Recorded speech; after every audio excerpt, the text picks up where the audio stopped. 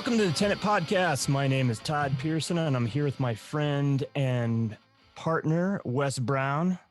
Hello, everybody. So sexy. And today we have the privilege of sitting down with a wonderful artist. I'm really excited to have this artist on today because, I've been talking to her for a while about being on the podcast.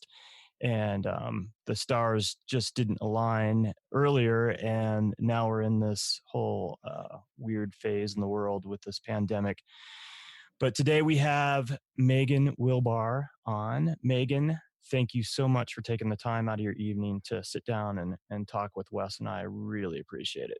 Well, thank you so much for having me. I've been an avid fan of your show, and now I get to be on it, so it's fun. So I know Meghan. She actually helped. I shouldn't say help. She actually hung one of my shows and curated it for the Rawlings Library in Pueblo, Colorado. So Meghan is in Pueblo, Wes is in Rapid City, and I'm here in Lakewood, Colorado. So that's how I first met Meghan, and then I found out that she was an artist, and I admittedly, I didn't immediately check out your work. Just so happened I was doing a little art reconnaissance on Santa Fe, and I happened to walk into the Michael Warren gallery, and I was walking around the main area, and I went to the back, and the first thing that I saw and that caught my eye was your art. And then I went over and I was like, oh, that's really good. And I was like, I read the name and I'm like, Meghan Wilbar. I'm like, what? Meghan Wilbar. And I was like, well, there can't be that many Meghan Wilbars floating around in Colorado creating, that are artists. So I was like, I talked with one of the owners there. I can't remember which one. And in talking with him in conversation, I realized it had to be you. And I was like, wow, you're phenomenal. That's nice. It's even better than I think of me telling you to go look at my work. I mean, you found it, which was nice. Yeah, and I thought that was really cool. I mean, I think sometimes the universe gives you things, and that was one of those moments where I was like, well, how amazing is it that I decide today that, I just had this show down in Pueblo, and you were my person of contact down there, and you did a fantastic job. It's the best my show's ever looked. It was a great show. So, I mean, it did its own job. Well, thank you. But then, I walk into the gallery and, I just happened to see your work, and I was blown away. I really was. So how long have you been doing this? Have you always been an artist? I mean, I think in the back of my head, I've always been an artist.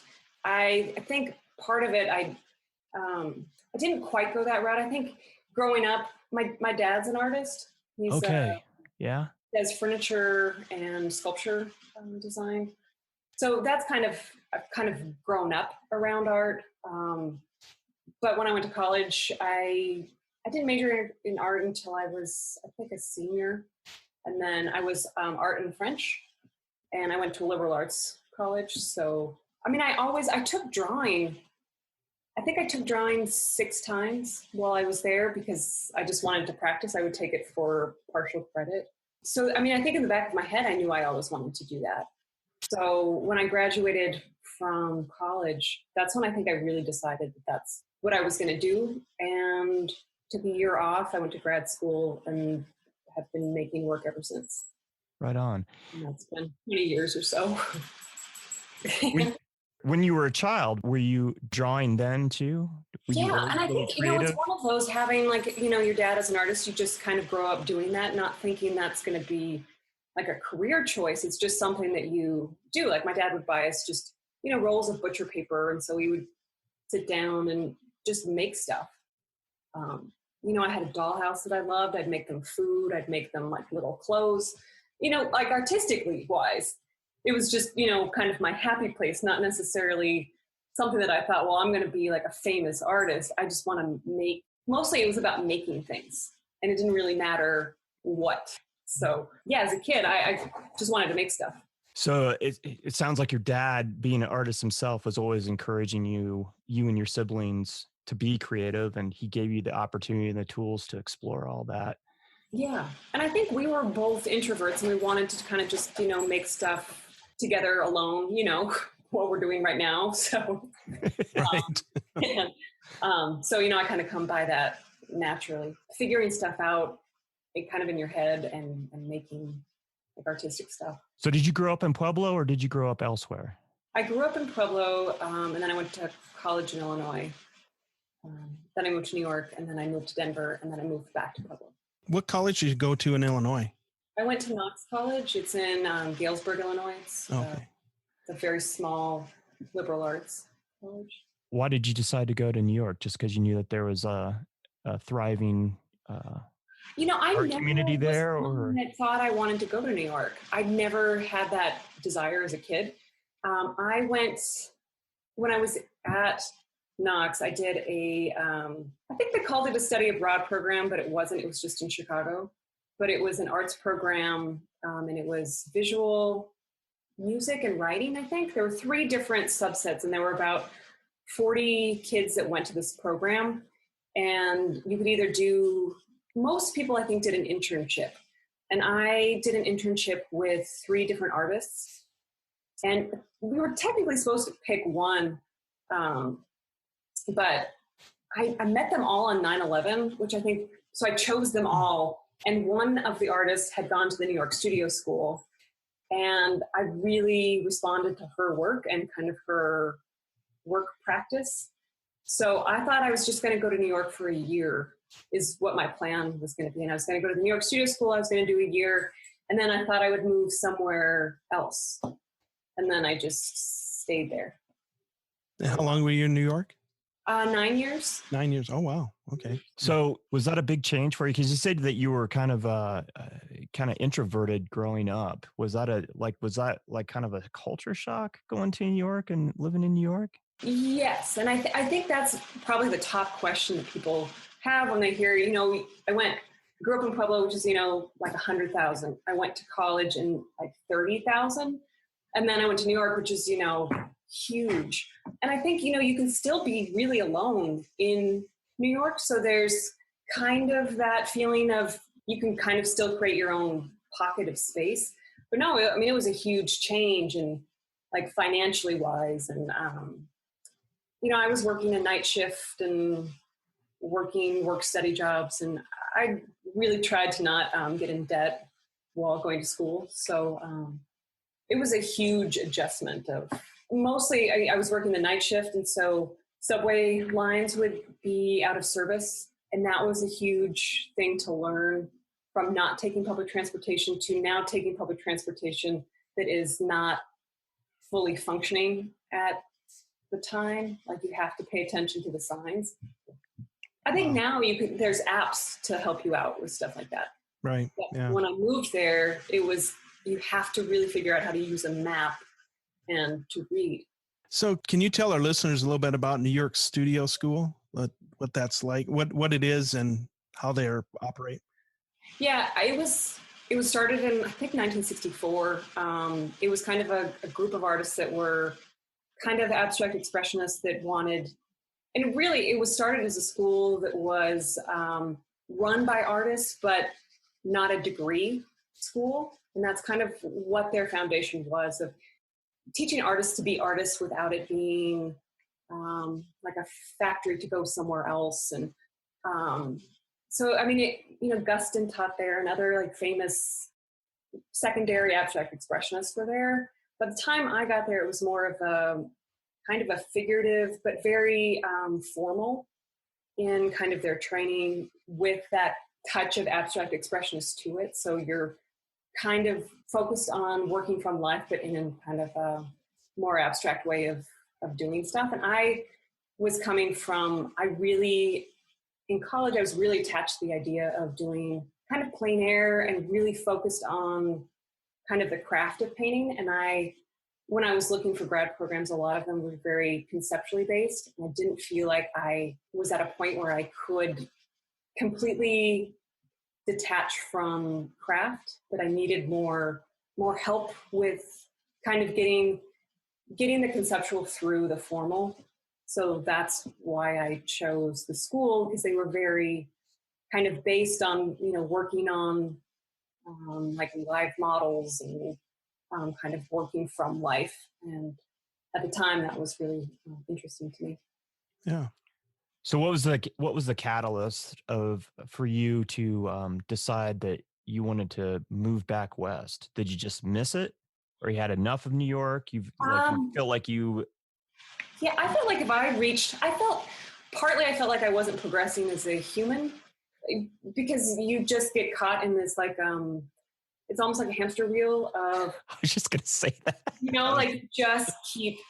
keep getting older, but you don't really move anywhere because you're kind of just, and I was doing a lot of freelance. I did, museum art installation. I worked at bar mitzvahs, lots of little side jobs, and I was piecing together all of this stuff. And it just felt like if I reached that 10-year mark of being there, I would just be there, still painting in my apartment and still, I had a great time, but, and I also really got tired of, I had somebody who played the ukulele. We lived in one of those row houses. Mm-hmm. So you had a bay window that was right next to a bay window. It was right next to a bay window, and so I could see my neighbor playing the ukulele right there. And I just couldn't handle it anymore. And it rained all the time. None of the movies show that it rains, and I really, I don't like to be wet. And I was riding my bike all the time. So yeah, there was just a point where I was like, I need to move somewhere else. So you immediately moved back to Pueblo, or did you? I moved to Denver. Denver, that's right. Denver for, I think, 7 years. And then I did a year of artisan residencies right before I moved to Pueblo last year. Okay. How was that? How was that artist in residence? Was that pretty cool to experience that? Yeah. It was kind of an interesting point to be able to do it for a full year. In one way, it was kind of very liberating, and the other, you just want somewhere to put all of your stuff. I think it would have been great. I really envied the writers who did it, because they could just pack up all of their stuff in a laptop and move on. And I was loading up my car because I work on wood panels, and so. But it was interesting. I did 3, and they were most of them were 3 months each, and then one of them was 1 month. So, but I met a lot of great people. I still communicate with them and collaborate with them on things. So yeah, it was a good experience. You got paid to do these artist residencies? Yeah, and so the ones that I decided to do, you got a stipend and a living space. Oh, okay. And most of them didn't require you to do too much.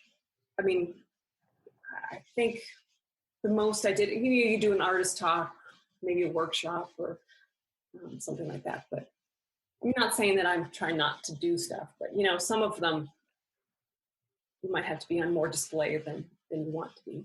Right. A lot more laborious or whatever. Yeah. But also pretty liberating as far as being able to just concentrate on a series or whatever you were focused on at that time. Yeah. It's in one way, it's kind of, it's an amazing amount of time. It's almost how it feels a little bit like right now, where all of a sudden, your whole world changes and you have to figure out how to deal with it, because you're moving to a different area. You have a different studio. You have lots of time. And what are you going to do with it? So in one way, it was really nice to be able to kind of arrange your time and figure out what you actually wanted to do. Because I think, a lot of times you have a deadline, or you just stop thinking about what you want to do or what you want to focus on, that you just do it. So it was a nice amount of time to be able to, because the first one I did, and maybe having them all back to back too, is the first one I did, I went in with a very clear idea of what I thought I wanted to do. And so I made all of these panels, and when you get there, things don't work out quite as you thought. And by things not working out, you discover something else, which was the way I'm doing my drawings now is kind of stems out of what happened in Wyoming, my plan not working out. So each little point kind of led to something, some flaw in my plan made something else happen. Well, that's serendipity almost, maybe. I don't know. Yeah.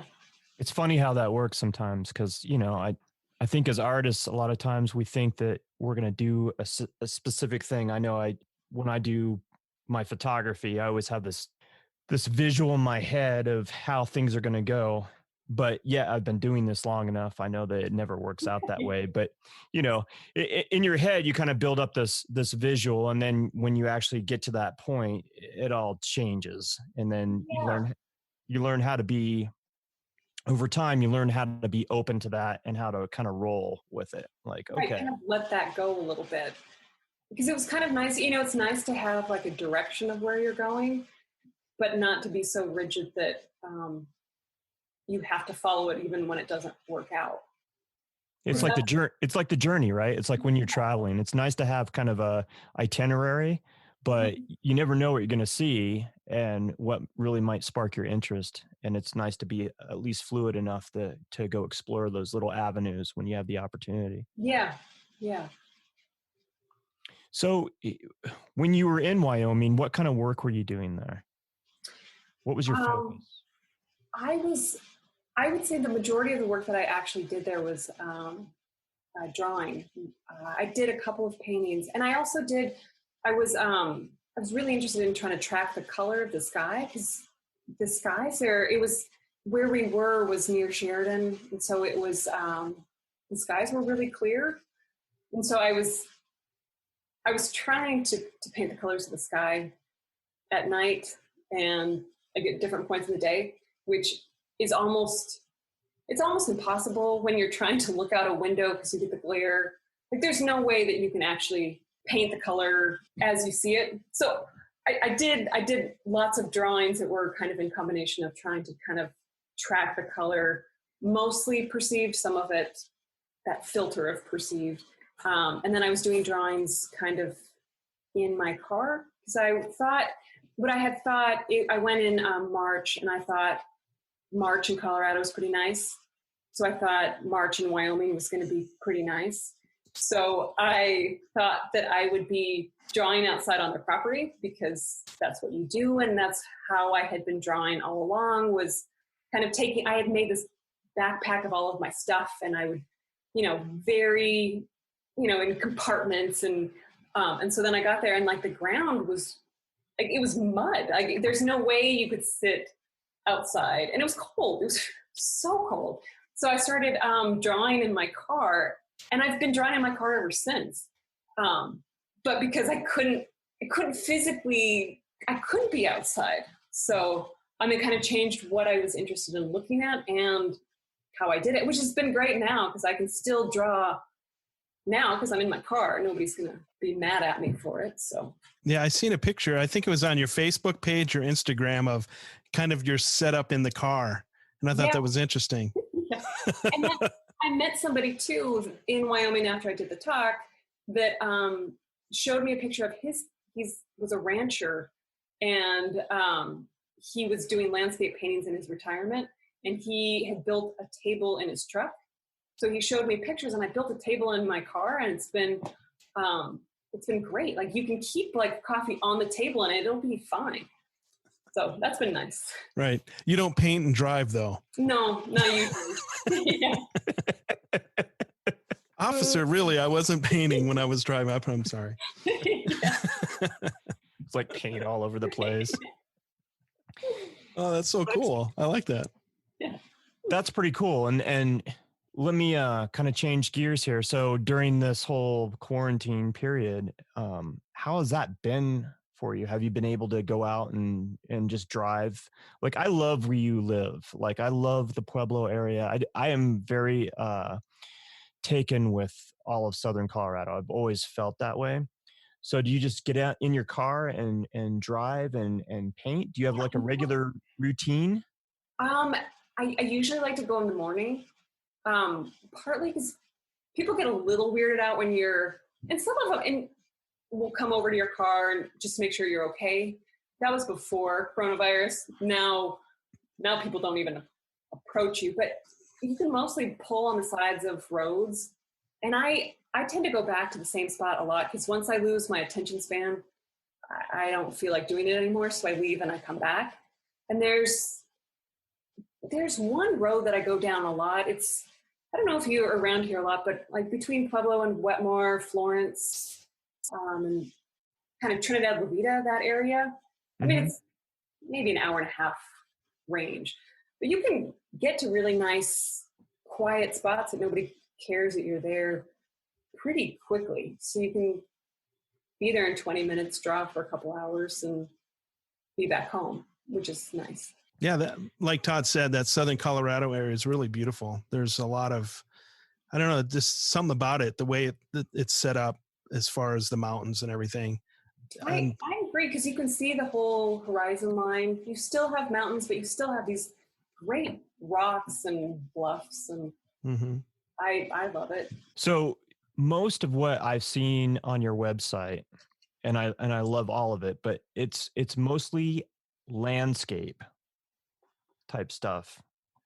Is that mostly what you do, is just landscape, not you don't do portraits or anything of that nature? It's mostly like Western landscape. Yeah. And all through when I was at the studio school, it was all figurative, which I'm just not interested.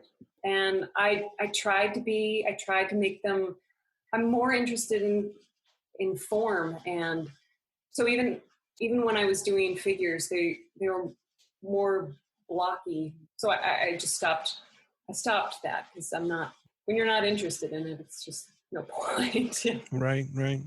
Well, there was a photographer, I don't remember when, number of years, like back in the 20s or something, that did primarily nudes that were more landscape style. You know, it looked like you could look at it and go, is that a body or is that, and it was kind of interesting, you know, just a different perspective than just doing a figure like you were saying. Yeah. And that's more what I was kind of doing there. But I felt like I think partly when you're in grad school, you have to like come up with something to say. And so, I was a lot of, that's expected of you, right? Like you always have to have this like almost overarching idea of some very meaningful thing. And I really struggled with that part. And so I was making these kind of, and it was like a 2-part thing. I was making these like cardboard sculptures of the figure and then making them into landscapes. I don't exactly remember what my thesis statement was that made it more meaningful than a cardboard sculpture, but it was something about removing, I don't know, fill in the blanks on that. Yeah, no, I totally get it. Sometimes you just have to play the game. Yeah. And it's kind of, and if you don't know exactly where you're going with it at the time, it can be frustrating in art school, I think. Yeah, I think, for the short amount of time that you're in art school, you don't even realize how much you're being pushed to say something in like a 2-year span where I got nothing. So, Well, I go through the same thing. And if you listen to last week's, I was talking about Georgia and like throwing that whole Be Bold thing about photography, and it's consumed me. It has absolutely consumed me. Like, what does it mean? How do I, and how do I do it? And then how do I do it in such a way that's different than everybody else that's doing it? Right. Come up with your that's like a downward spiral. Right. You can just be doing something. I've been going down some weird rabbit holes. So I totally get where you're coming from, though. It's a lot of pressure. Yeah. I think it's interesting because I think, and we've never broached this subject before, but art school, they want you to think in a certain way, in a certain manner, and they're kind of conditioning you that way. And then if you don't see it that way, or you don't kind of fit into that mold, I think people can struggle, but that's all right. It's okay to struggle and I did the same thing when I was in art school. I switched gears like in my last couple semesters or quarters, and I was finally like, screw it. You know what? I'm just going to do my own thing. And if they don't like it, you know what? I got what I came to get out of here. Like I cannot milk anything more out of the school. Right. And so I even stopped going. I shouldn't say I stopped going, but I would check into my portfolio review class. I don't know if that's the way it worked with your college that you attended, but I would check in and then I would just go do my own thing. And then I didn't have any pieces. I think I had one piece approved actually. And I think we had to have 20 for portfolio review. And when it came time to turn it in, I just turned it in. I was like, screw it. I'm done. Like if they don't pass me, because I'd already gotten all these accolades and had done really well up to that point. And I was like, you know what? I'm not playing this game anymore. I'm like, I'm going to turn this in. And if they pass me and give me my degree, great. And if they don't, I'm out of here, man. Like, they've already got all my money. Yeah, they got what they wanted. I'm not coming back for any more. Like, you got to come back for another. And I knew people that had come back and, it took them like 3 extra semesters to like pass. I'm like, I'm not doing that. Like, you already got my money. Right. Yeah.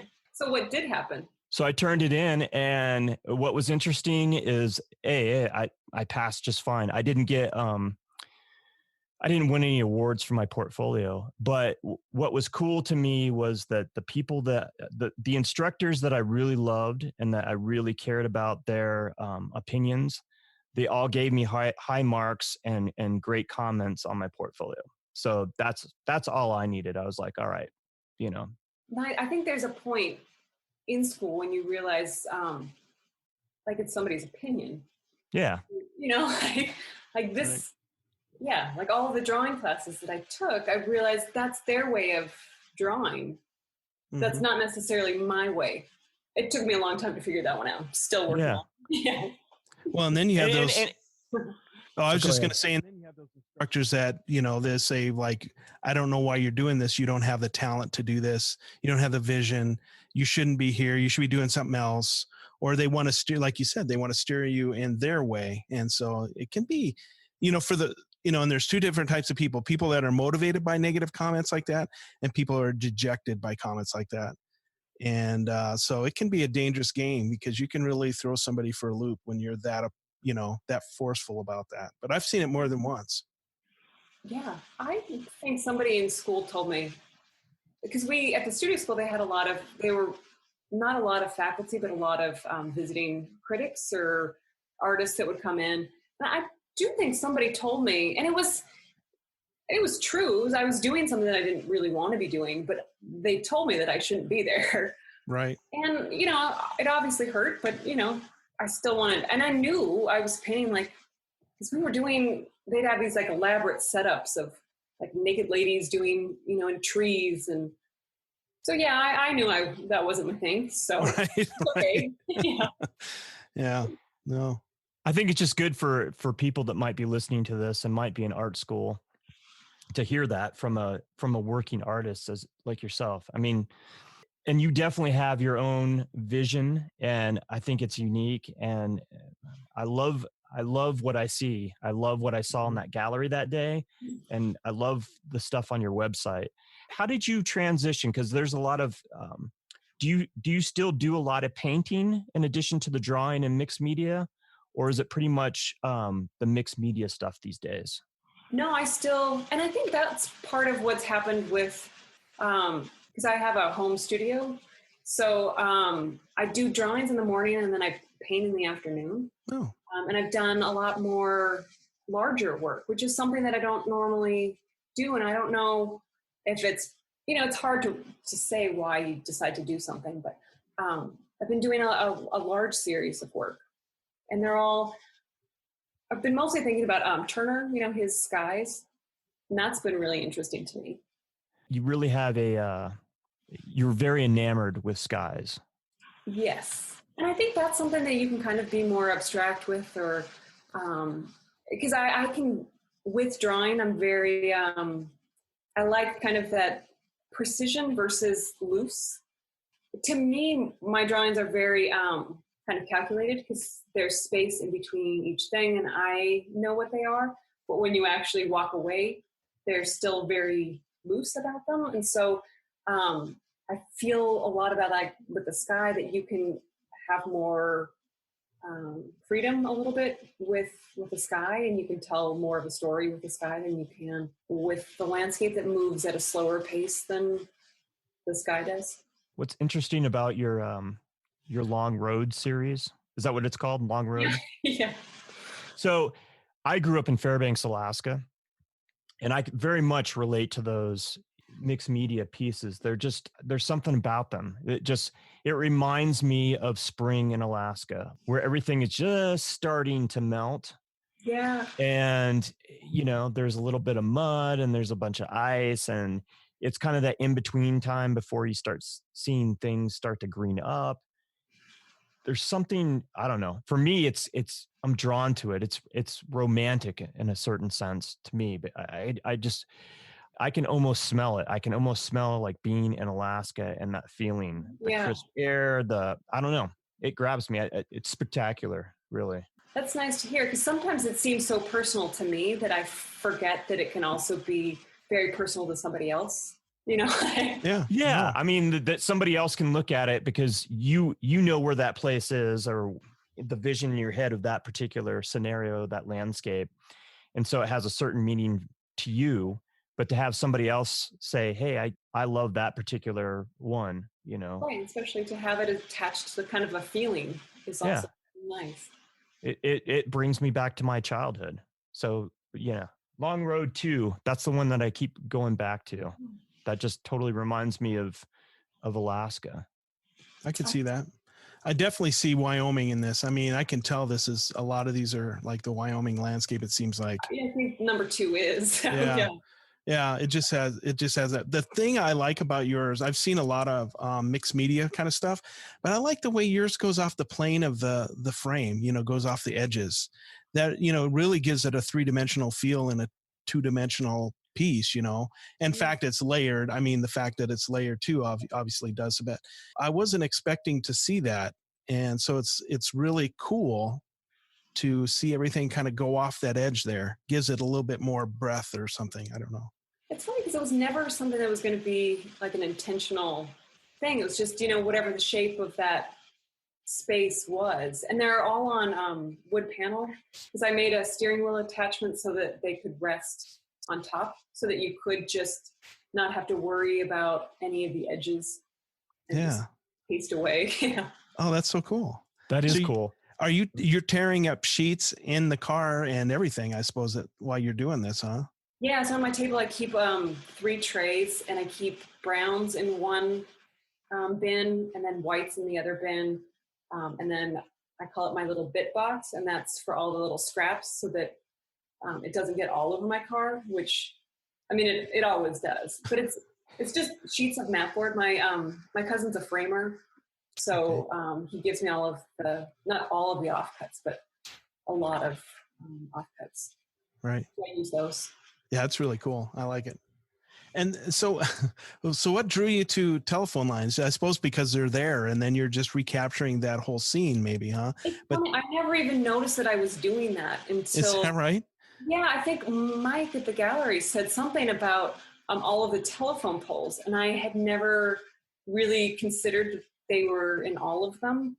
Right. But just kind of where it's a real delineation of space too, and I hadn't really realized that I was using them. And I also thought it was interesting in different states, the telephone poles, or different like county roads versus highways, have different, like in Taos, they have the really large ones that are just on one side. I thought it was interesting. But yeah, no, it is. I had drawn all of them. And obviously, the work of the perspective, drawing your eye into the center of the frame, especially in like Long Road number 2, where the wires are coming through, and then it points you towards the lower center of the, it's guiding your eye, just like great composition does. So yeah, that looks really cool. I like it. Yeah. I do. Yeah, I love a good power line. I've heard other people say that too, but yeah, no. It's interesting to have that graphic element and something that's man-made in these, like. Oh yeah. Yeah, because I think my thing I would have redone, but I would have not put those in. Like I would have looked at that as a distraction to the landscape. But in this form, like when I'm shooting, I'm always trying to avoid like power lines and, well, I'll use a fence to bring a piece of interest into it or something, but I don't want power lines, like lines running through. So I'm deleting stuff in Photoshop or moving my camera to an area where this actually, it adds to the composition, Yeah. Because I think there is something about having kind of that man-made versus organic, and also kind of having something precise with something that's kind of an ambiguous form. So I hadn't noticed that I was doing it, but I like. I would have swore that was intentional. I would have swore. That's cool. I mean, it's cool that you're just like you're in it, and you're not thinking about, okay, I need to add this. That you just did it, and then when you look through the the series, it's like repeated in a lot of them, if not all of them. So, and I think partly too is I choose a lot of the spots just where there's somewhere that I can actually put my car where I'm not going to get hit. So a lot of times, that power line or those signs are right in front of you. Yeah. So you either use them or you don't. So. Right. No, that's cool. Do you create every day? Do you go to your studio every day and do something, or is it more, because I ask this question a lot to a lot of different artists. Are you always creating? Do you have multiple projects going on at any given time? What does that look like for you? I mean, I do, and I do drawings, paintings, and then well, that's pretty much it. But with the paintings, I work on multiple paintings at the same time, just because they're oil and they dry really slow. But yeah, I think, because I've listened to your podcast, and I've listened to kind of, and I think most of the people that you talk to kind of have the same kind of consensus of, you work every day and it's not always your best day, but you keep going, and eventually maybe you get that one moment of inspiration, and that fuels you for another 2 months of kind of working through something. So, I mean, I had always, up until maybe 3 years ago, had always just done drawings just for myself, so that they would be sketches I didn't really show people, because they were just kind of my way of working through things. So I'd always do, a drawing every day, but I wouldn't necessarily always paint every day. And I mean, I also still work at the library, so I mean, there are several days that I don't go to the studio for all day, every day. But for the majority of the time, I do put in the time, and it's more of a steady than a high and low type of thing. Gotcha. Do you always have a sketch pad with you wherever you go? Do. Yeah. I keep one in my car, and then I keep one in my purse. Yeah. And a lot of times I make notes and lists of things that I want to do, or colors that I see that I'll write what I think the color is, if I would mix it, things like that. I like that. Yeah. How do you go about marketing yourself? What kind of things do you do? I've listened to you a lot, and I'm not quite as good as other people on the whole marketing. I do social media, Facebook and Instagram. I've tried to do newsletters. I'm not as consistent as I'm not as very consistent on any of it. When I have shows or things like that, I do try to make sure that I tell people. I try to follow up with people. I think that's a key, is responding to people. That's my trick. If people reach out to me, I go ahead and write them back. And I work with art consultants. I guess maybe working with other people that can market better than I can is helpful. Surround yourself with people that do things really well that you don't necessarily want to do. Yeah, because I know it's something that I should be dedicating more of my time to be more successful at it. And I have I have more bursts of, well, I'm going to, try this out. And I think I've done like co-op galleries and, doing shows places. And, I've tried to do that every so often. I'm not currently doing any of that, but again, I will in the future try to get more market wise. How has this whole pandemic thing and my God, you just stole my thunder. I literally wrote down impact of COVID-19. How did you do that, shut Todd? up. You asked the question. No, you should. No, go ahead. Okay, so no, I want to answer it, or I want to ask it. No, you ask. I'm backing off. It, Wes. No, we do this all the time, so it's pretty obvious. No, but it's funny. I just wrote that. I literally just wrote that. But anyway, so how has and if I don't ask it right, Todd, just jump in and redirect. But how is the past few weeks or months of this COVID-19 virus impacted you artistically? And like, are you still working at the library? Or did they close it? I'm assuming they closed it down, but I told Lorenzo, I said, I would think if you're an artist, you'd be producing, but that's not necessarily the case. So how has this impacted you?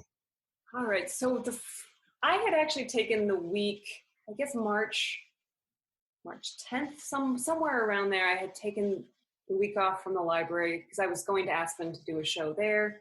And I had also planned a whole project of, I wanted to do, and I still will do it eventually. But both sides of my family, my dad's family, my mom's family, moved to Colorado in the 1800s. And so I was planning to do drawings kind of about where they first kind of landed in Colorado and compare it to kind of pictures. So I was going to go to Basalt, which is where my grandmother first moved from Italy to here, while I was going to Aspen. So I had a whole week plan. So then they called me, I guess the night before I was supposed to leave, to tell me that they were shutting everything down. So then it took me a couple days to kind of figure out, when your plans change, what do you do? So I think I did my taxes. I built a compost pile. I planted grass. And then the library also closed. So we were kind of working remotely. So it took me maybe 2 or 3 weeks to kind of get in the groove of, I don't need to be weeding the entire time. I could maybe get back to work because, they're still paying me. I'm fine. This is probably the best case scenario for this to happen. I've always been kind of a contract worker or, on my own. So it's not a bad time to kind of get to the studio. So maybe the last 2 or 3 weeks have kind of just been okay, driving around, drawing, working in the studio. So I feel a little bit better than I did, where it's, because then you kind of think too, like my whole career's over, but, I'm still making stuff. It's fine. So, yeah. Well, and you're not the only one that I think there's a lot of people that, even in my industry, there's a lot of people like, I don't know how we're going to recover from this. It's going to be, at first I thought it's going to be quick in, quick out, we'll be back. But now I'm starting to see like this could be a long haul. And I'm fortunate enough right now this week and probably next week that I'll still be gainfully employed. But if that changes, then I have to figure out, okay, what's my next move, but it's interesting. It is kind of a mind trip to be on and trying to figure, and then the fear factor and who's going to buy art if nobody has any money. And I totally get that, but yeah. So. And I kind of remember 2008 too, and I had just had a show in 2008 and I had a show in October and it was just, nobody bought anything. And, kind of that kind of recovery of, I always have jobs that require people to have money to do, like when I was in New York, I was doing, working at museums or working at parties, and that takes money for people to want to do that. So I'm really lucky that I'm not doing that right now, because I'd be in a whole different situation. So right now it's not that bad, but you never know. So. Right. Yeah. And we don't know yet. I mean, it's still early. Mm-hmm. I think that's a big part of it, is the not knowing where it's going. The whole question of what's going to happen next. And I think what you explained, I think a lot of artists are going through the exact same thing. Like Wes said, there's that period where you're like, okay, this is kind of weird. And you're kind of in that limbo stage. And then it takes like a couple weeks or so of that kind of adjustment, like kind of weeding it out, like running over in your brain and going, okay, this is different, but it'll be okay. And now it's time for me to get back and start creating again. Right. It's like falling off your bike and you don't exactly know how bad you've hurt your leg, but you're just going to hope that rehab works. Right. Yeah. I was in that limbo stage, and then I went into this kind of a little bit of a funk because I had kind of all these plans of stuff that I wanted to personally do. I wasn't, and I'm still not worried about I know the economy could go, it's gone sideways, but I wrote out the 2008 thing too. And, as a freelancer, I'm constantly unemployed. So nothing has really changed for me. And in some aspects, that's good because I'm not freaking out about it. But I definitely went through that kind of weird headspace of like, okay, now, what is this? What am I going to do now? How am I going to create in this environment? And nothing has really changed. I mean, there's certain parameters, but it's totally doable, Right. Yeah. Yeah. And then you go through the whole question of like, why am I even doing this? And then you just get back to work. Yeah. Like relax a little bit and, So it's kind of reassuring to hear other people going through the same thing. And so if you're listening to this and thinking, oh boy, I should be just producing right and left right now while I have all this time at home. I've even read articles that said that, that's fine if that's what you feel like doing, but that isn't necessarily what you should do. Like everybody is different and you should do what you feel is right. And when it feels right, then you'll get back to work. Right. Mm-hmm. Yeah. So you had a gallery opening that was scheduled up in Aspen for March, correct? Yes. Yeah. What has happened with that? Is that just on hold right now? They moved it to November. So hopefully by November, it'll be back on. But it's kind of one of those, when I rescheduled it was, of course, it'll be November, but now it's more of a, we hope that works out. So yeah. Do you have other shows scheduled for this year? I'm doing a show in Pueblo at Blowback Gallery. I don't know if you've been down here. It's scheduled for June. They're not going to do an opening, so it's all going to be a virtual show, which is nice because it's in Pueblo. I live in Pueblo, so the investment is, I'm happy to take work over. I'm not crazy about openings, so that works out. I feel your pain about the whole opening thing. I hate that. I mean, I do it and I understand their point, but yeah, people want to meet the artist. Yeah, they do. Yeah. And I mean, I'm one of those people that likes that too, but I don't like being that person. Right. Because then you get somebody like me that'll ask, so what's your muse? Which I won't ask. Yeah. So you have those two shows scheduled. Yeah. In the interim, do you sell stuff online? I mean, I know you're using social media to show stuff that you've completed and that you're working on.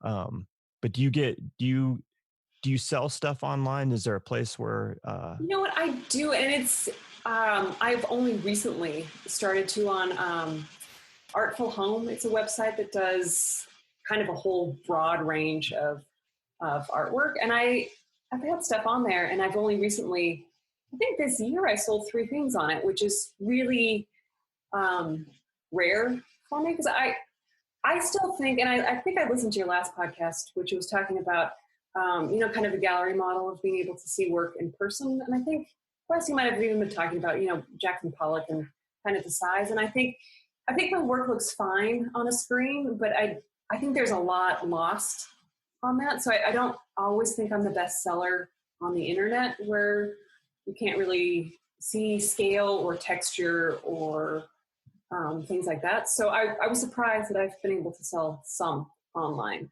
And then through Michael Warren, he still sells stuff. And I think he sells stuff on Artsy, but not often for me. I think he does for other people, but and that's the only. And I've actually had people buy work on Instagram, which I always think is amazing, but it's nice. Yeah, we hear that from a lot of artists that, well, we just, in this kind of conversation on this podcast and talking with different artists, there's been a number of people that the Instagram seems to work really well for them. And I think they're surprised too that how well it works at times where they post stuff and next thing you know, they've generated a sale just off of that one post, or they get invited to a show. Yeah. Based on that. Yeah, I'm always surprised. So, because it's, when you post stuff, you kind of, for me, I do it kind of so I can see it as a collection. You don't really think it's actually, it reaches people, but not really. So it's always kind of validating when people actually want to buy what you're putting up. Right. And that, that space is really meant, I think, for the visual artist it's meant for a lot of things, but as opposed to, let's say, Twitter or Facebook, I think Instagram is really kind of designed for that. And Tumblr, not that a lot of people use Tumblr, but Tumblr, I go on and look at all sorts of photographer stuff on Tumblr, and it's kind of set up for that, so it's cool that, I think it's important that artists use the tools that they can, and especially when it social media kind of stuff that's really kind of driven for that. So I think it's a great idea that you're using it. Yeah, and it's been nice. And it's also a nice way to kind of connect with other artists that you like too. Mm-hmm. So let me ask you this, Meghan, like where does your work start and where does it go? What's the price point? I mean, I think I have work for like 300 up to like 5,000 is kind of the range. And, like a small painting, like a 10 by 12 is like 300. And then something much bigger is, I think the biggest that I've ever done is 62 by 90. And that wow. That's huge. It was a commission. It was great. And it actually fit up the stairs at my old studio, which I hadn't actually measured for. But I mean, it was like by an inch, like it on a side. Yeah. That's awesome. I'm not laughing at you. I'm laughing with you because that would be something that I wouldn't think about. And then I'd be in that same situation. I'm like, oh my gosh, I hope I can actually get it into the studio to work on it. Yeah, I mean, it was so funny because I had, put together the proposal to get, they had the measurements, it was like going to be in this marble case type of thing. And so they had the specific measurements, and I made the whole thing at my dad's studio, not even thinking about where I was going to move it to. And it was just skimmed the top. But it made it. That's awesome. Yeah. So you really offer, something in every price point, which I think is really smart. Like the most successful artists that are working, they seem to offer a little bit of something for everyone, no matter where you're at in your art collection and collecting art. This is going to go back to one of Bob Ragland's questions, but do you offer any kind of payment plan for people that would love to have a piece, but maybe they don't have the cash at the moment? Do you take a down payment? Will you work with them to help facilitate the selling of your pieces? Yeah, I mean, I've actually done it a lot. And I think partly it was several times in New York, and I did a lot of like pay what you can type of payments. And mostly people they want to pay you and get it over with.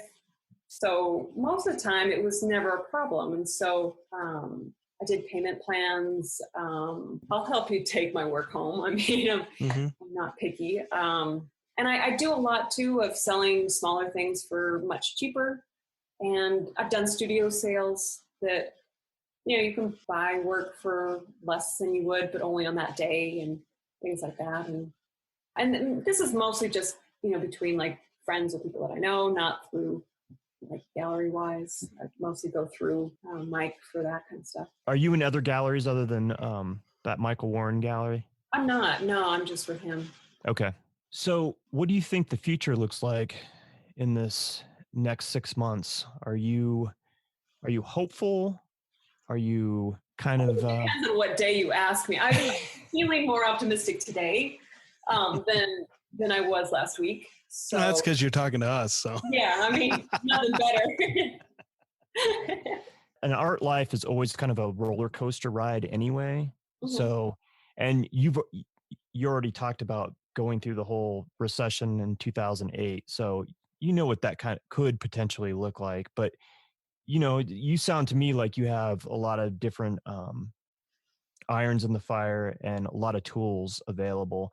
And I'll tell you what, I think artists as a whole are very resourceful people. What kind of things are you putting in place to help facilitate that? Anything in particular, like maybe doing more online type stuff or reaching out to some of the people that have bought some of your pieces before and saying, hey, I have this new work that I've just completed. Would you be interested in seeing some of it? Yeah, I think, I had much more realistic plans last month, like February. Because I normally keep like a list of things that I plan on doing. I think, a little bit when this hits kind of changed the course of how I wanted to approach things or maybe just put things on pause for a little bit. So, I think mostly what I'm thinking about at this particular moment is more kind of creating wise. And then when it feels a little bit better to everyone, because there's something also about, asking somebody to, sending out something about my work when they've got like their parent in the hospital. There's something that's at the particular moment, I don't feel quite wanting to do that. But in the future, yes, I think there's things that I could be doing that, because I have reached out to, past people. And I recently she was a collector from 10 years ago that I got back in touch with, and she bought a couple of paintings. And it's always kind of nice to have kind of that. I'm more of like the personal touch, because I always, when I sell a painting, I always put, I make a card and put it with it so that, there's always kind of a thank you card receipt that goes with any purchase, or I send people a lot of cards too. I know was it Bob Ragland that does that too? He'll paint or he'll draw on the envelope of a letter, so he's always given something of personal, kind of a personal touch to it. I make a lot of my drawings into cards, just partly because I have a lot of drawings and it's a nice way to stay in touch with people or right. Just to let them know that you're there without it being, I have a new body work or, just. Yeah. Just being on top of mind. Awareness kind of thing. Yeah. Yeah. Well, it's a good promotional piece. A card is always you got your art on the front. If you open up or however you do your cards, you got a nice little note. That means a lot to people. Yeah. But yeah, it's not a very long answer to your question, but I think maybe ask me that question in like 6 months and I might have an answer for you. Sure. No, I know it's early. I'm just kind of curious to see where people's mindsets are right at the moment. And, I totally get it. It's kind of weird to be asking people like, hey, you want to check out, you want to potentially buy a piece of art right now when you don't even know if you're going to be able to make your rent or mortgage. Right. Yeah. It's just weird. But thought I'd ask the question anyways. And so do you have any plans for 2021? I feel like everybody's kind of like push the pause button. And I think a lot of people, there's a lot of stuff that's up in the air that we don't know, a lot of variables, what the rest of this year, how it will look. And so at least for myself, I'm kind of I hate to be looking that far in the future because I like to be kind of in the present, but it's such a weird time. I'm actually kind of like thinking about what I can do for 2020, but how I'm going to facilitate it in 2021. Well, I think that also feels a little bit better to me when you're, right now I'm still more in the make a body of work, and then that can be translated either this year or next year kind of thing. But right now I have to kind of just focus on making the work, applying for shows. And I really do think 2021 is a much more attainable spot, because this right now, nobody wants to schedule you for, I mean, I think partly, at the library, if nobody wants to schedule anything this year because you don't know if you can get together or not. So, I mean, I don't have any concrete plans for 2021, but make work, sell work, do something. Yeah. Are you going to be applying for any artists in residence programs anytime in the near future, do you think? I don't think so. And I met somebody when I was there that, I mean, I guess technically 2021, I have a show in the Yukon, but who knows? In the Yukon? Yes, I was really excited. I met when I was in Taos, my neighbor was a painter, and in Canada, they give you money to do shows every 3 years, I think. So she's in Whitehorse. Okay. And so we're going to do a joint show in 2021. I haven't talked to her in a while, but that reminds me I should. But I could also get paid to do the show in the Yukon, and I could go, which I think would be really fun. That would be a wonderful experience. Yeah. Well, I'm actually really jazzed for you that you have that opportunity. That sounds. Yeah, I had forgotten we put together the whole proposal, and she, because she's a resident, and the way they do it is it's at the Whitehorse Art Center. So yes, I get to go stay with her, have a show there, and it's going to be great. I've never been to Canada. I mean, that far. You'll love it. Isn't that that's up by Alaska's border, isn't it? Yeah. Whitehorse. Yeah.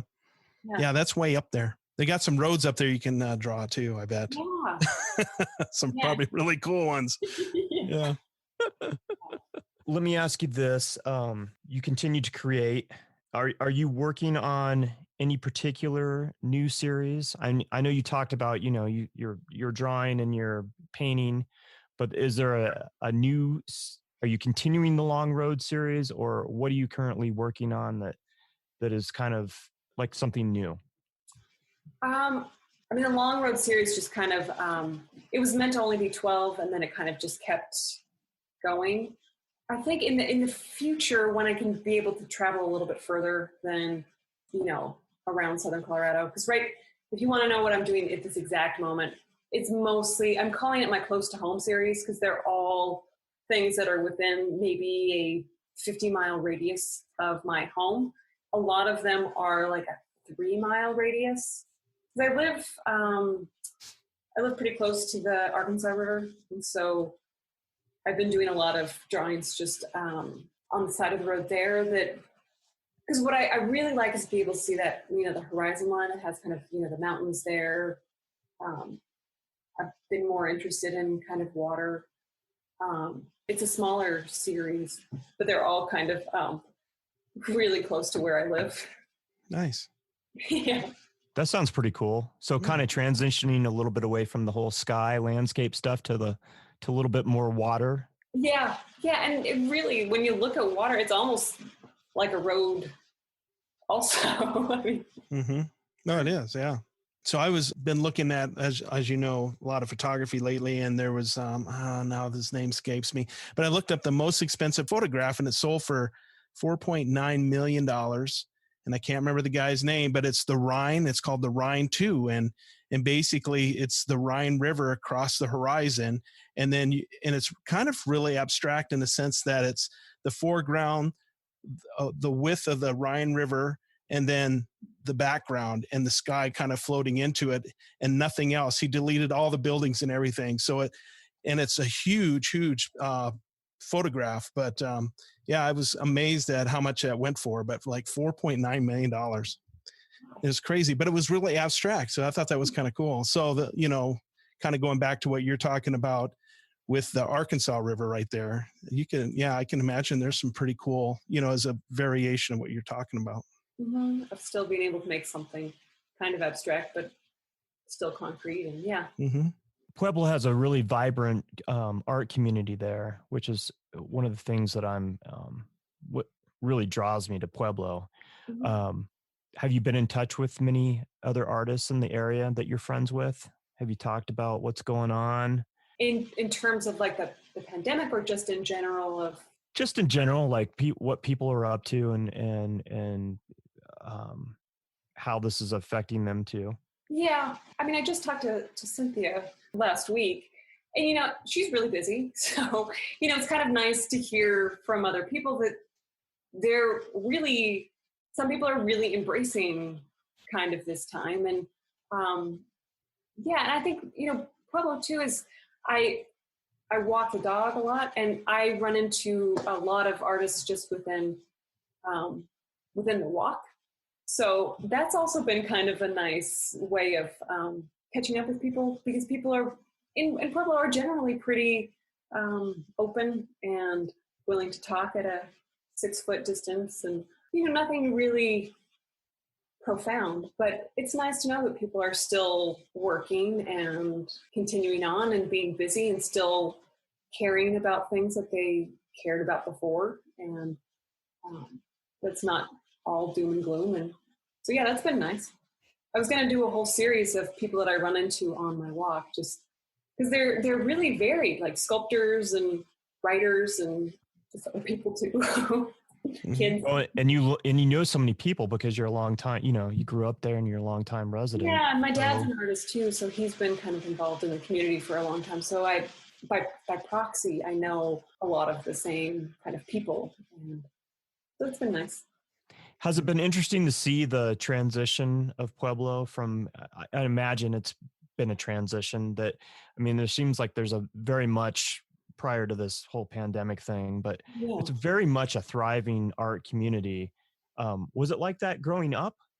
There's always been artists, but I think in terms of when I was growing up, I felt like it was a much more, it was like in a depression. Like it was, it was before there was the Riverwalk, or, any kind of, there was support for the arts, but not to the level that it is kind of now, where there's, different pockets of people that are really, really pushing the arts. There was, again, I was a kid, so I'm not entirely sure my memory is quite right, but I don't remember, my dad did a co-op gallery and really tried to connect people, but I feel like people are more proud than they were growing up. It was kind of always about getting out of Pueblo, and instead of embracing what we have. So it's kind of nice to see people staying here or coming back, and that's been something that's happened,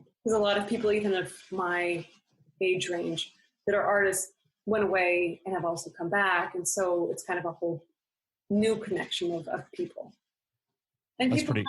from Pueblo that are kind of trying to make more film and more music, and so it's nice. It's a close community. Yeah, that's the vibe I get from it. And when we were talking with Cynthia during her podcast, we were joking around. We were telling people, don't move there. Hey, not to ruin it. Move to Denver. Don't move there. It's not affordable at all. You don't want to be there. It is a cool place. I do like it. I know Todd's truly loves the southern Colorado area. So, well, you guys will have to come once you can leave your house again. Yeah. I definitely will be down for a road trip, and definitely to southern Colorado. Actually, anywhere. Well, and we talked about all the different art colonies that are down there. Even south of where you guys are at, Wallensburg or whatever it's called, isn't there? Walsenburg. Thank you. So, and there's a couple other ones, and some historic, art Drop colonies City down there too. What was that? I'm sorry. Drop City, which was close to Trinidad. Okay. The first little communities. Yeah. So I definitely want to go back again. We had a pretty good, it was a short day because I was driving all the way back to South Dakota, or a long day maybe. But we were just there a few hours with Cynthia, but it was fun, and and I've been there before. Well, when Todd had a show, I came down for that, and it's a cool little community. I like the Riverwalk and area. So it's got a lot going for it. That's for sure. Mm-hmm. So Meghan, let me ask you this. I have like a huge collection of photography books in my office here. And I, when I need inspiration or I just enjoy looking at photography books, do you as an artist have the same type of thing? Do you collect other artists, books about their work or read up about them? Or I think they're such pretty books too. So yeah, I think mostly I read books from the library, and I own art books because they're so pretty. And yeah, if I'm stuck on something, I always open up a book and steal somebody else's palette or find something else. Yeah. That's one of my new questions, because I do the exact same thing. If I'm kind of not really sure what direction I want to go, kind of spinning my wheels, if I just start flipping through books, I also have like a huge bin of photographs that I'll just tear out of magazines. I could be Vanity Fair magazine or something. And I'm not necessarily looking to copy that. I just kind of flip through them until something kind of strikes me. Like it could be the lighting, it could be the pose of that person in that portrait. It could be just the composition in general. So I use that to generate ideas. And I was just curious if people that paint and draw and that sort of thing, if they do kind of the same thing. Yeah, I do it a lot. And I also like books of, I really like other people's drawings. So I think that's always kind of like a key to somebody's wavelength, what they're thinking about. So sometimes I think when you look at paintings, they're so finished. So I really like books of drawings because it's kind of a raw look at something, so that, I don't know, you can just take one little part of something or some idea and follow that thread and kind of do something with it. Mm-hmm. So Todd, was you gonna say something? No, go for it, Wes. Oh, okay. So one of the rabbit holes I've been down lately is called appropriation art, where they in some cases, steal the art and recreate it in the most worst one I've ever seen. Let me see if I can find her name. Sherry Levine, photographer, but she stole basically and made a photocopy of it. And let me find it. It's just interesting. Like she totally stole it from the photographer from the 30s. And I'm not going to find it. Oh, that sucks. But anyway, like she took it to the nth degree and making a point. And she's, but then there's people like Jasper Johns and Cindy Sherman and Banksy and all those that steal pieces of art from other people or incorporate their art into their own work. So how do you feel about that? You kind of said you steal ideas in loose term, but so what's your thought about appropriation of other people's art in your own art? And not yours specifically, but. Yeah. I mean, that's, I think, a question of like this generation of, even when I was in school, it was kind of a topic of conversation. And I don't normally do that consciously of taking somebody else's thing purposely, but I also think it's kind of an interesting when I see it. Or even I've seen, artists that are using photographs and then painting over somebody else's photograph. And that, to me, also seems kind of like an appropriation of... Right. Yeah. Well, Andy Warhol. Perfect example is Andy Warhol. Yeah. Right. So there's all of these kind of gray areas to do that. And I think it all works. It's like in music, where something is... where they sample...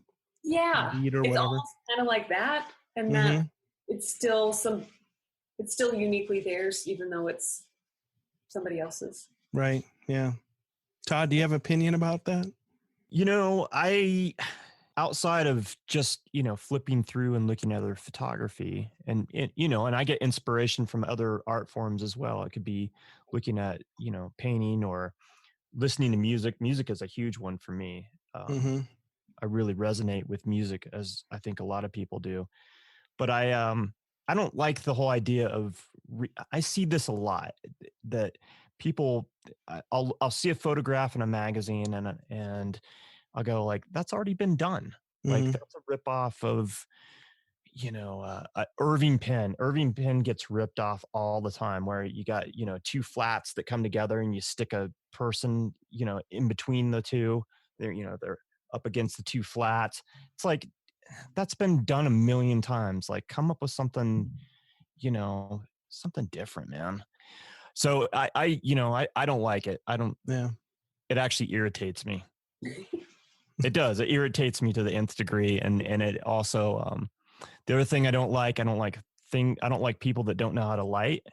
You don't necessarily have to light everything. You can use natural light, but I hate photographs that are not lit well. And I hate out of focus photographs. And I see that in big time publications all the time. Like, It's really popular now. Yeah. How does that, and it's cyclic, Yeah. I see where things will be out of focus. Like, why is that considered art? It's not art to me. I don't know. Focus your camera. That's what it's for. Yeah. Shara Levine, it's incorporated Walker Evans stuff, the stuff from the 30s, and literally photocopied it and then called it after Walker Evans. And then she has a whole series of that. But it's, literally a photocopy of his photograph. Nothing's changed. No, so, but anyway, that's been a rabbit hole I've been driving down, because I'm always looking at going down different rabbit holes, like I said. And that was one, and it just Sherry kind of pissed me off. So, I don't mind if you, borrow somebody else's work as an element. Like the Andy Warhol thing, I think is pretty cool. The Marilyn Monroe or the Mao Zedong or whatever, he took a photograph and then he made a screen print of it and changed it, made it different, and made it his own. So I don't have a problem with that. So, but anyway, I just thought I'd ask. That was a rabbit hole, man. It was. I was on it for like 2 days. Here's the other thing I hate. I hate pinup photography. Really? I'm like, just stop. Well, it's so much of it is so terrible. Like it's not, the devil's in the details. And so I hate pinup photography. It makes me want to puke. I was going to do a whole series on pinup photography. Well, you do it, buddy. Well, Mike Wolfert did it. My friend, he's in Rapid City. He's a Photoshop guru, but he brought in somebody that does pinup photography as a class, and he brought in a bunch of people and then they kind of recreate it, and he shows the tricks and stuff. But so he did a series of that, and that's real tasteful stuff, obviously, but it was kind of cool. But yeah, I totally get where you're coming from. It's never lit in the style that like the originals, Right. So that's what irritates me. Yeah. So what irritates you, Meghan? Yeah, we're irritated just now. Like Meghan. what gets under your craw? You don't have to throw out anybody's name like I did, but I hate paintings of cars. Oh, there we go. Car paintings. I hate any painting with a car in it. I never think people paint a car well, or I just don't think they're interesting. So that's it. Yeah. Oh, well, that's good. I like that. Do you like cars in general? I'm fine with cars. I just don't like paintings of them. But do you drive one? I drive a car. I do. You paint in your car. But yeah. I totally get you where you're coming from. Yeah. Painting cars is a little hard. Go ahead. I'm sorry. No, I just think they're boring. There's a lot of good, well-painted cars. Yeah. These local cars in Pueblo. There was a great Marilyn Monroe on a car, but I don't think a painting of a car is something that I want to see. Mm-hmm. So. Well, there we go. Yeah. I think we should start asking this question, like, what really irritates you? It's a good question, actually. And I would never have guessed that Meghan was going to say cars. Car painting. Yeah, I don't like cars. Anything else on that short list? Not that I can think of, but okay. I'm sure there's others. But you came right up with that whole car thing. So that's... Yeah. Well, I've given it some thought. every time I see somebody that posts a picture of a car, I just think, why are you wasting my time? Right.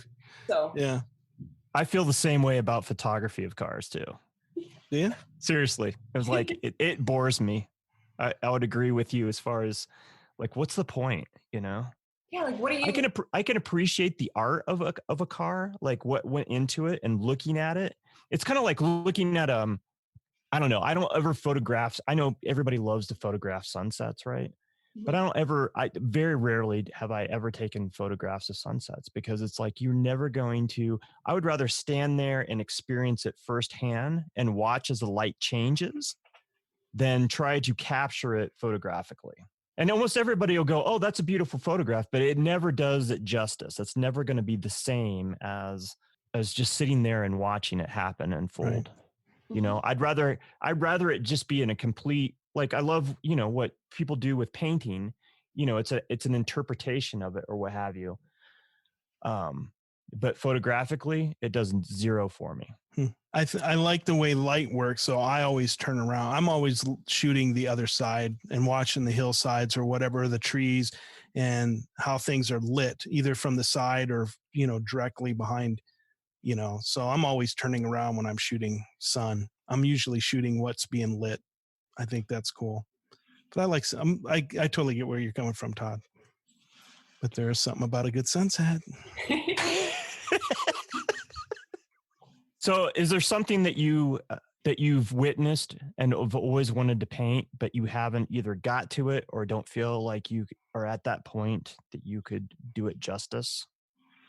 I mean, I've always wanted to do like a good black painting, just to use all blacks, and I can't do it.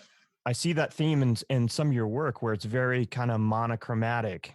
Are you on this journey? Are you going to get there? Are you going to continue to do you explore that? Yes, and partly what's happening with the black is it the way it dries, it makes it really matte, and so cobalt and black have different rates of drying, and there's something about it that it looks great when I put it on, but then it dries that kind of matte over a glossy, and I just can't get the black to be right, because I really do love keeping things in like a color key and kind of working that way. And I've always kind of kept it in the whites and browns and pinks. So I've wanted to shift it over, but I struggle with the material wise to get there. I will get there. Can you put some kind of glossy coat on it where it's a coat after and use that as another layer, or does that not work? I could. I'm still working on how to get that to work. Okay. There's some, because I make my own gesso, so sometimes it's the sinking in of the paint into that first part of gesso that makes it more of a gray. I don't know. There's something that I need. There's some ingredient that I'm missing to make a good black. Is there somebody that does that you like, or somebody who had done that you like, or is this just something? It goes back to like what Todd was saying. I was looking at like a Goya or a Rembrandt where they're using this kind of really rich brown black palette, and I really like that, but haven't quite gotten there myself. Yeah. Interesting. I love the hunt. Yeah. Was that your question at all? I might have missed the point. No, you totally nailed it right there. I was just, you know, I'm always trying to figure out kind of the mindset of artists, you know, and I'm always curious of what makes them tick. And the one thing that I'm missing right now doing this is fine. But I love being in an artist's studio in their space.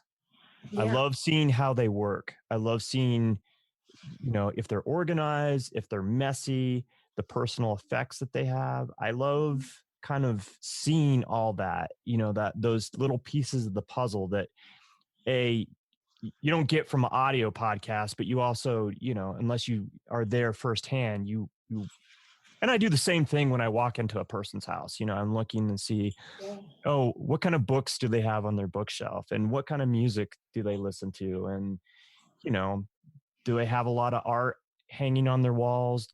You know, is it pretty plain? Are they organized? Are they messy? I don't know. It's interesting to me.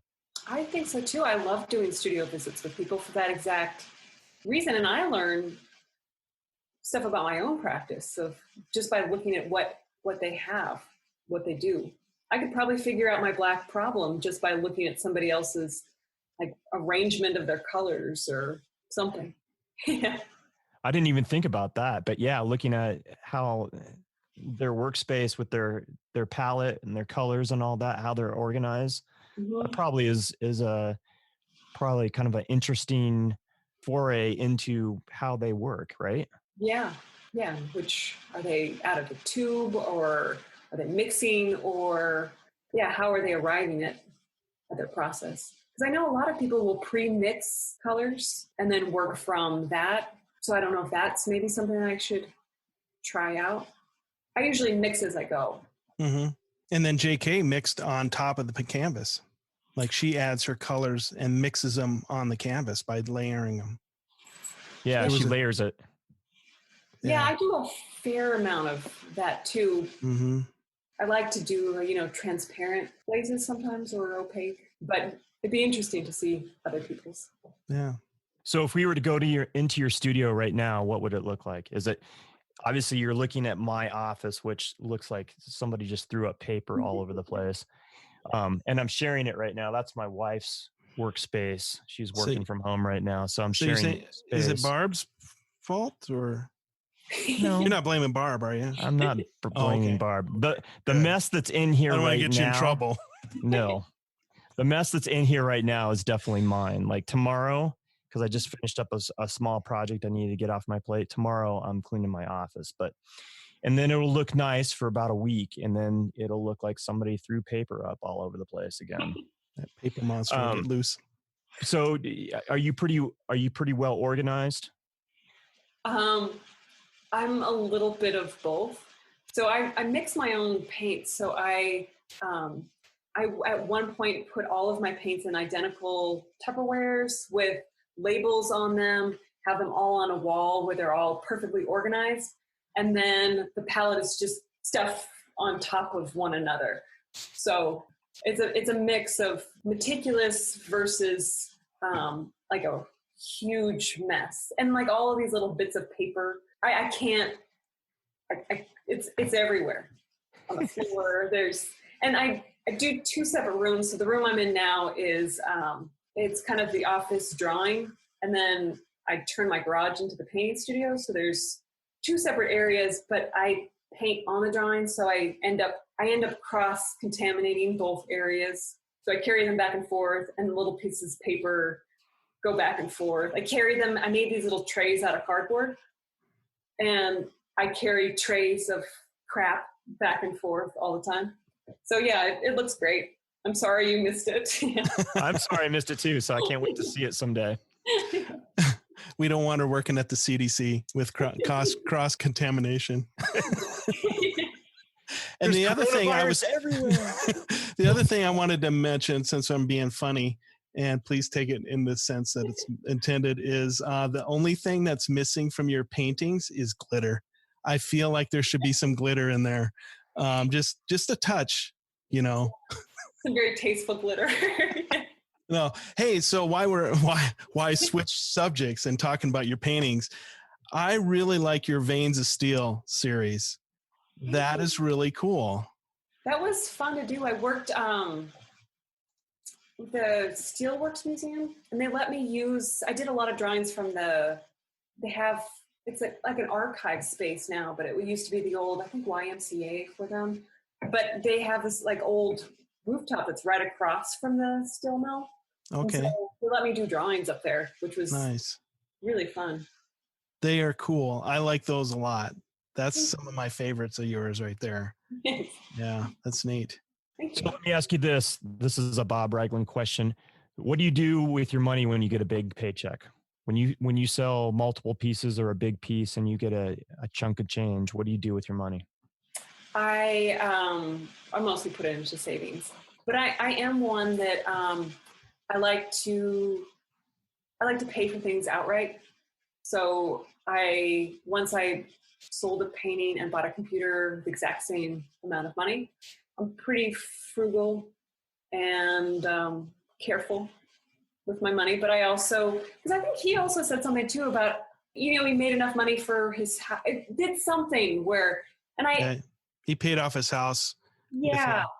BOGO so kind of event. I event. do that kind of stuff too of, I sell something and then I buy whatever I was thinking about buying with that money. So I always make sure that I have the money for the times that I don't have the money. Nice.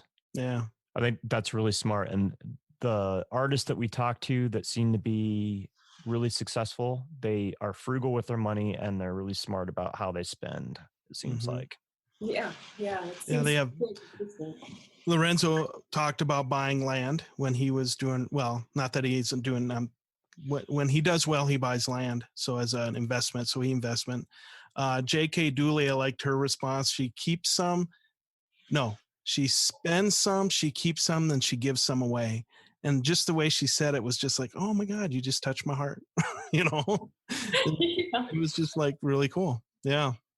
So it's cool to hear people's answers. And I appreciate the fact that you're frugal when you need to be and pay for stuff outright. I think that's a good lesson for emerging artists to learn too, because sometimes we're just like spend.